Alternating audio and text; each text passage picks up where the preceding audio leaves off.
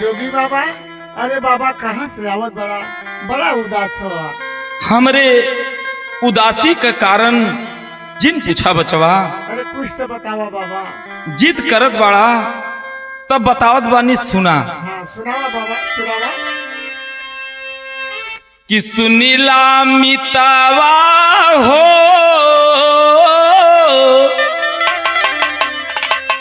अरे सुनीला मितावा हो चितवा देखली जरत नदी किनार सुनीला मितावा हो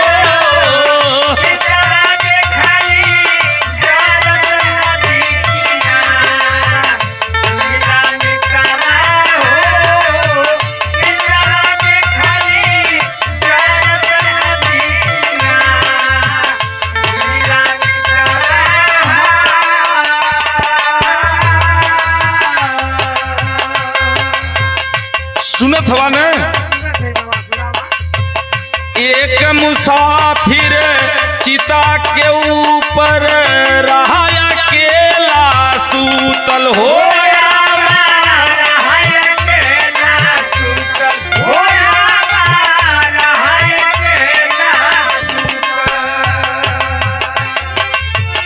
अगल बगल सब खड़ा रहे जरना अगिया पूतल की सुनीला मितवा हो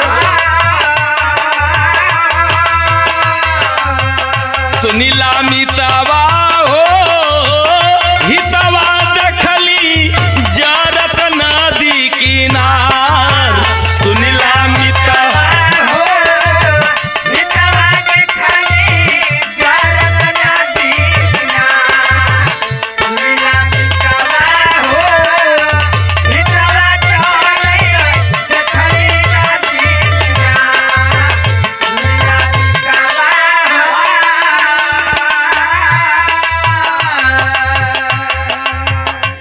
बचवा ऐसन दृश्य देखली कि मन बड़ा दुखित भयल। यह दुनिया में कुछ हो ना। सुना जरत बदनवा देखल नयनवा मनवा कर विचार हो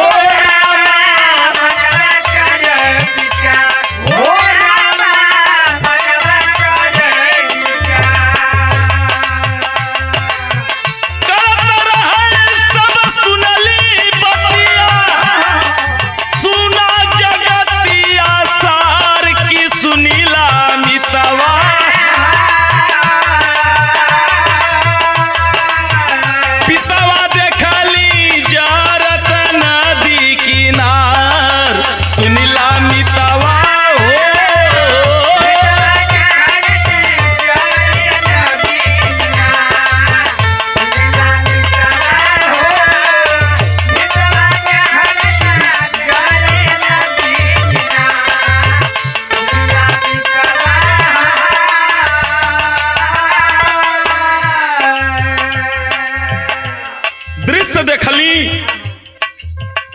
कि तन कहले हुए लिखले हुए तुलसीदास कि 5 तत्व से यह शरीर का रचना भइल बा। छित जल पावक गगन समीरा 5 तत्व से रचा शरीरा। यह शरीर के देखली कि चिता के ऊपर लेट गयल बा। ई सांस बंद हो गयल हो आग लगा दिहल गईल। देखत हो हमार नयन का दृश्य हो तनिक ना देरी आग बा घेरी राख भयल कुल तनावा हो रामा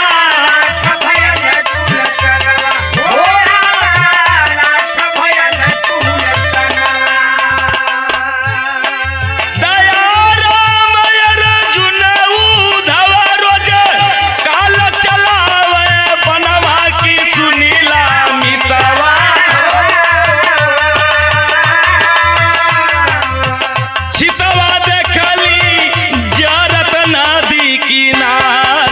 सुनिला मितवा हो